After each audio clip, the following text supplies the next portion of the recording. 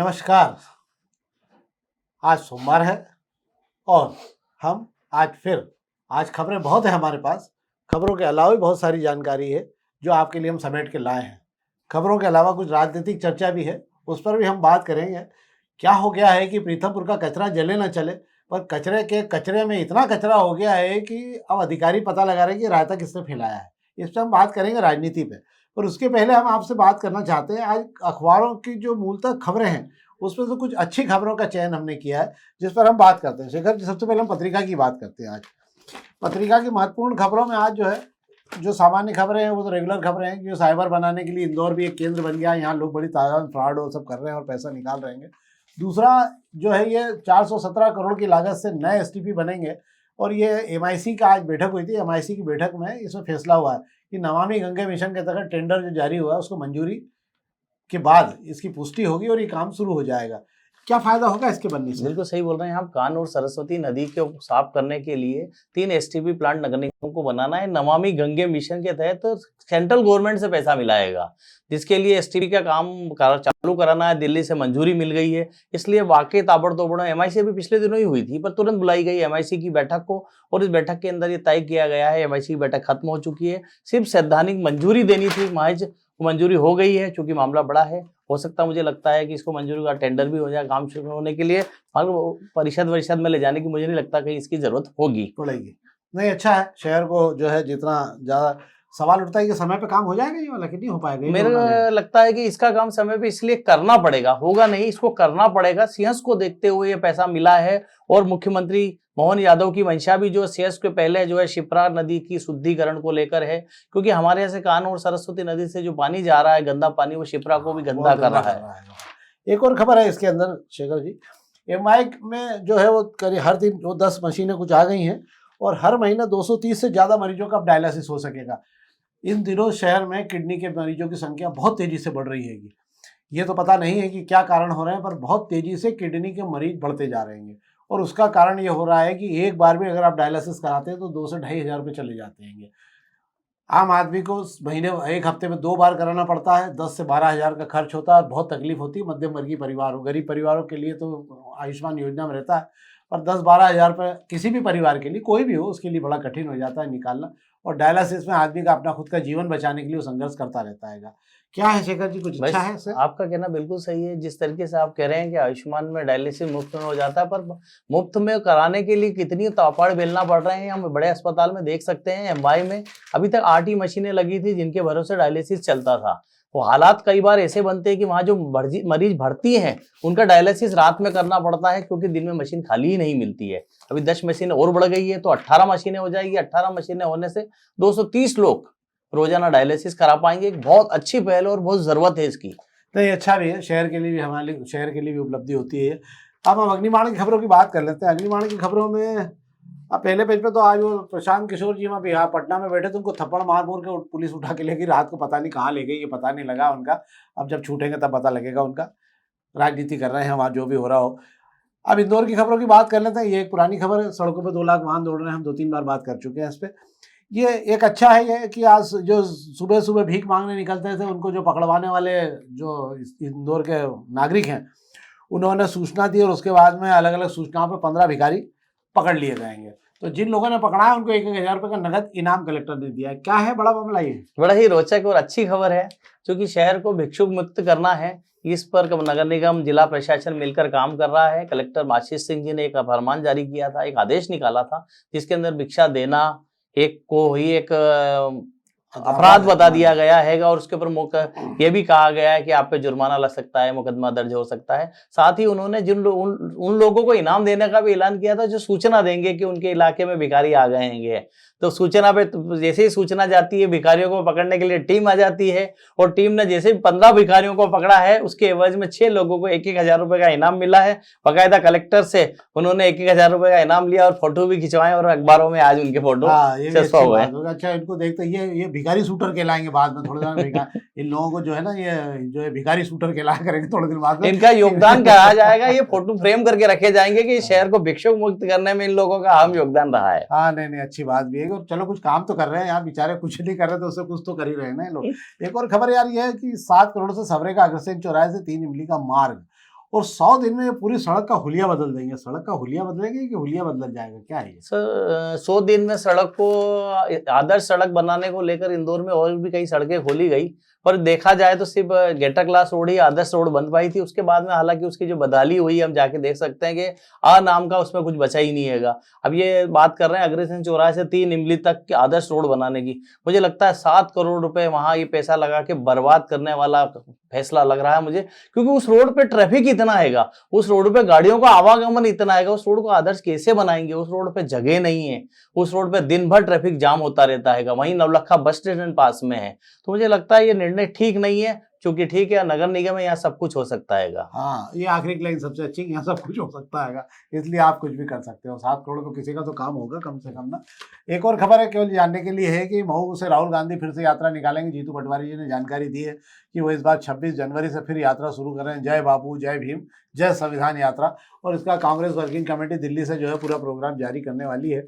उसके बाद ही इसमें तय होगा कि क्या होने वाला है। क्या है राहुल गांधी का? अम्बेडकर को लेकर पिछले दिनों जो सियासत गरमाई थी, वो सियासत गरमाने के बाद ऐसा माना जा रहा था कुछ ना कुछ कांग्रेस की तरफ से होगा, क्योंकि खबर आ रही है जिसमें जीतू पटवारी खुद बयान दे रहे हैं कि सब वो दिल्ली से तय हो रहा है और 26 जनवरी को ज्यादा दिन का वक्त नहीं बचा है। अगर मऊ से राहुल गांधी संविधान यात्रा निकाल रहे हैं जय भीम के नारे के साथ, तो एक बड़ी बात है कि कांग्रेस एक बड़ा मिशन पर राहुल गांधी के जरिए निकल रही है। हाँ, मेरे को तो अभी भरोसा नहीं हो रहा शेखर जी राहुल गांधी अभी आज जनवरी में यात्रा नहीं, क्योंकि चुनाव भी है ना यहाँ।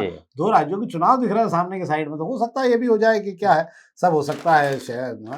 हम प्रभात किरण खबरों की बात कर लेते हैं। प्रभात किरण में एक खबर जो है, बाकी सब खबरें सबके साथ में है, एक खबर जरूर नहीं है कि मधुमिलन चौराहे पर सड़क में इतने चेंबर बन गई। मधुमिलन चौराहे का होगा क्या आखिर में? आखिर कुछ सही क्या है कि इसका कि नहीं है यार, क्या है मधुमिलन चौराहे का? तो भगवानी माली की एक कहावत है ना कि भगवानी माली के जिसका कोई नहीं होता। उस चौराहे की जो दुर्दशा कर दी गई है, अच्छा भला चलते चौराहे को ठीक करने के एवज में जो बर्बाद किया गया है, उसका दुख वही भोगते हैं जो मधुमिलन चौराहे से गुजरते हैंगे।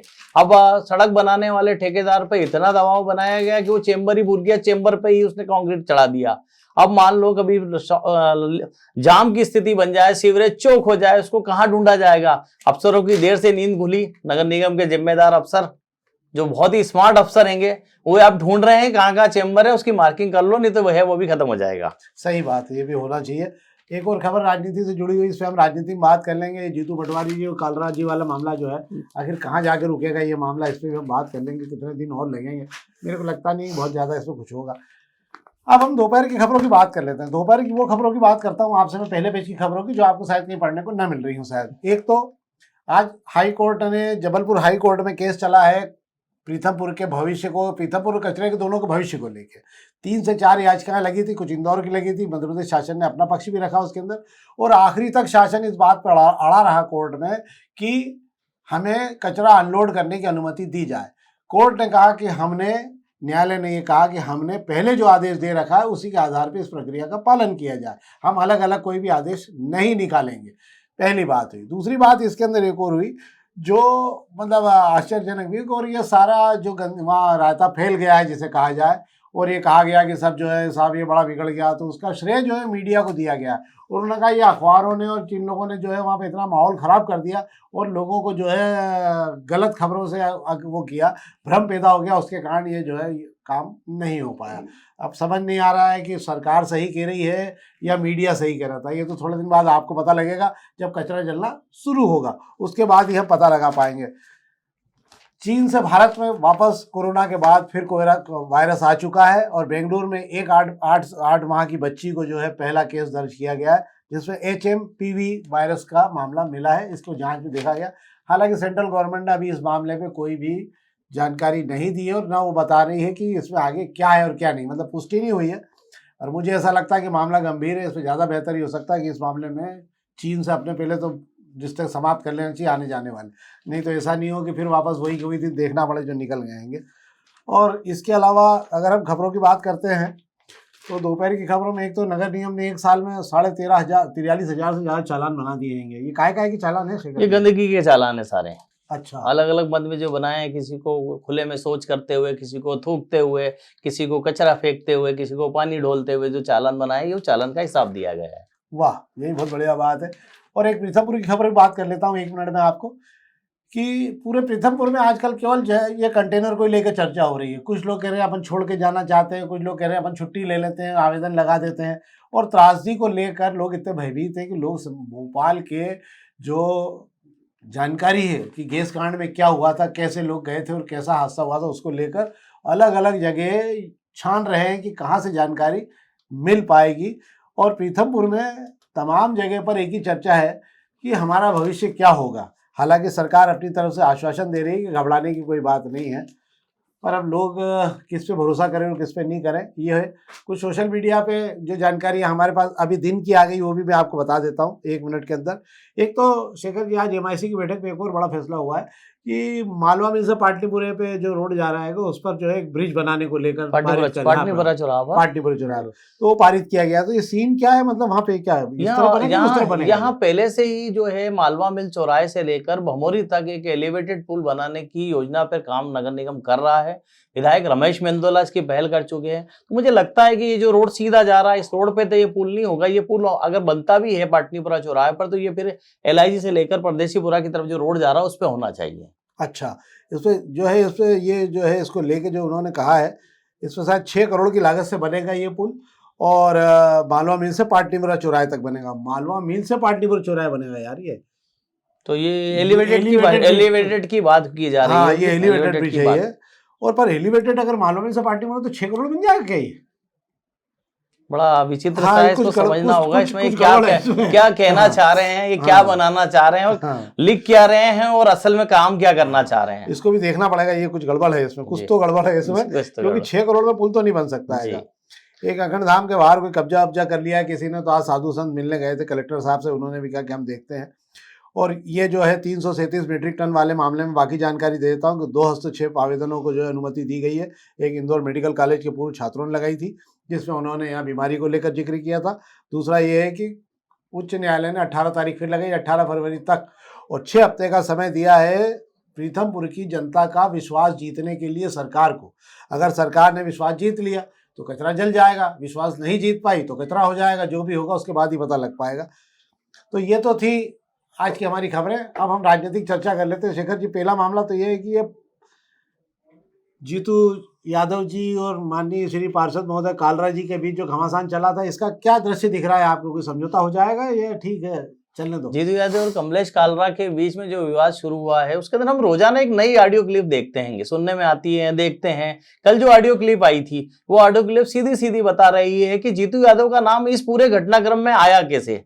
जिस कर्मचारी को पार्षद कमलेश कालरा अपने पास बुलाकर कार्रवाई नहीं करने के लिए दखल दे रहे थे उसके कामकाज में, उसमें वो कहता है, पाया गया है कि मैं जहां रहता हूं, जिस वार्ड में, वहां के पार्षद जीतू यादव है, वो कभी किसी काम में दखल नहीं देते हैं। बस इसी दखल वाले शब्द से जो लड़ाई शुरू हुई है, वो कल मुख्यमंत्री के सामने फिर खड़ी हुई। जीतू यादव के समर्थन में मुन्ना लाल यादव, यादव समाज के प्रतिनिधित्व को लेकर जीतू यादव अपने SC समाज के लोगों को लेकर मुख्यमंत्री से मिलने पहुंचे थे। और मुख्यमंत्री ने जिस तरीके से जीतू यादव के सर पे हाथ रखा, उनके गाल को दुलारा, उससे एक संदेश मुझे ऐसा लगता है कि गया कि जीतू चिंता की जरूरत नहीं है ना। लोगों ने यही भापा कि यार अब सब कुछ ठीक है, कुछ होना जाना नहीं। वैसे भी भाई साहब, संगठन इस पे कोई कार्रवाई करने की मुझे नहीं लगता है कि इंदौर का संचार लगती है और होगी। मुझे लगता है दोनों को बैठा के बात कर दी जाएगी, अध्याय को समाप्त कर दिया। इसके पहले भी हो चुका है, बैठा के भी बात मुझे नहीं लगता होती दिख रही कहीं से। दोनों को डांट के समझा दिया जाएगा, बेकार की बातें मत करा करो, अपने को भविष्य सुधारना है, देश का और शहर को सुधारना है, इस पर ध्यान दो। इधर उधर की बातों पर ध्यान देने से कोई फायदा नहीं है। एक और चीज की जानकारी मैं आपको दे देता हूँ कि पिछले 3 दिनों से अधिकारियों का बड़ा लवाजमा इंदौर में टिका हुआ था, और तमाम जानकारी जो पीथमपुर में रायता फैल गया है कि जो है कचरा नहीं जल पा रहा है, कंटेनर खड़े हुए हैं, इसको लेकर अधिकारी भी अपने स्तर पे पता लगाने की कोशिश कर रहे हैं अलग अलग सूत्रों से। ये रायता फैलाया किसने, मतलब कौन से राजनेता का नाम होना चाहिए इसके अंदर जिसके इशारे पे रायता फैला हुआ है। सब जानते हैं कहाँ क्या चल रहा है, कहाँ क्या नहीं चल रहा है, और सब अपने स्तर पे पूछ के ले जा रहे हैं। जिसको जितनी जानकारी मिल रही है वो अपना बंडल बांध के तैयार करके ले जा रहा है, क्योंकि उसको भी आगे जाके जानकारी देनी है। क्या है शेखर जी? बिल्कुल सही बोल रहे हैं आप भाई साहब। इस पीथमपुर में जो कचरा लाया गया है, इस कचरे को लेकर पहले से इस तरीके का माहौल नहीं बनाया गया। इसमें कहीं ना कहीं मुझे लगता है अफसर चूक कर गए। बीडी शर्मा जी दीनदयाल दफ्तर आए थे, भाजपा कार्यालय में इस पर लेकर बात कर रहे थे। उन्होंने भी कहीं ना कहीं इस चीज का इशारा किया कि अफसरों की गलती की वजह से वे जनता में सही तरीके से ब्रीफ नहीं कर पाए, बात को नहीं पहुंचा पाए। इन अफसरों की जिम्मेदारी बनती थी कि जिस जगह पे इसका निष्कासन करने ले जा रहे हैं, वहां के लोगों को विश्वास में लेते, वहां के लोगों को इसमें जागरूकता लाते कि कचरा जो है क्यों लाया गया है, क्योंकि प्लांट यहाँ पर है, दूसरी जगह प्लांट नहीं है, इसका निष्पादन यही हो सकता है, सारी सुविधाएं यहाँ पर मौजूद है। पर ये सारी चीजें पहले करने की थी। जब हल्ला मच गया, विपक्ष का काम तो है विरोध करना, विपक्ष करेगा ही करेगा, पर इनके खुद के लीडर्स इसमें मुझे लगता है नाकाम रहे हैं कि उस पूरे मामले में जनता को अपने पास साथ में नहीं करना। जब चिड़िया पूरा खेत चूक चाक के चली गई तब आप आए हो जाल लेके, तो अब वो थोड़ा समय लगेगा आपको। दूसरी बात, आज हाई कोर्ट में भी एक जानकारी और भी दी गई कि ऐसा नहीं है कि केवल पीथमपुर में ही इसका निस्तारण के लिए स्थितियां हैं। इस पूरे देश भर में 21 स्थान ऐसे हैं जहाँ पे इस प्रकार का कचरा जलाया जा सकता है। उस पर भी आज चिंतन हुआ है कि भैया ये 21 स्थानों पर या तो इसको डिस्ट्रीब्यूट कर दिया जाए, ये अगली तारीख में पता लगेगा कि क्या होना है क्या नहीं होना। 6 हफ्ते का समय है, अभी 6 हफ्ते तक आराम करिए, आप भी कचरे को लेकर, हम भी आराम करेंगे, क्योंकि अभी कचरे पर कोई बात होना नहीं है, क्योंकि 6 हफ्ते का समय केवल हमको एक दूसरे से रिश्ते बनाने में लगेगा। ये तो थी हमारी खबरें। हम आपसे फिर आग्रह कर रहे हैं कि हम इस आयोजन को बहुत बेहतर तरीके से कोशिश कर रहे हैं आप तक पहुँचाएँ, अच्छी खबरें आप तक दें। कृपा करके अधिक से अधिक लाइक करिए, अधिक से अधिक इसको आगे बढ़ाइए अपने दोस्तों के बीच, ताकि हम अधिक से अधिक जानकारी आपको बेहतर तरीके से दे सकें। बहुत बहुत धन्यवाद।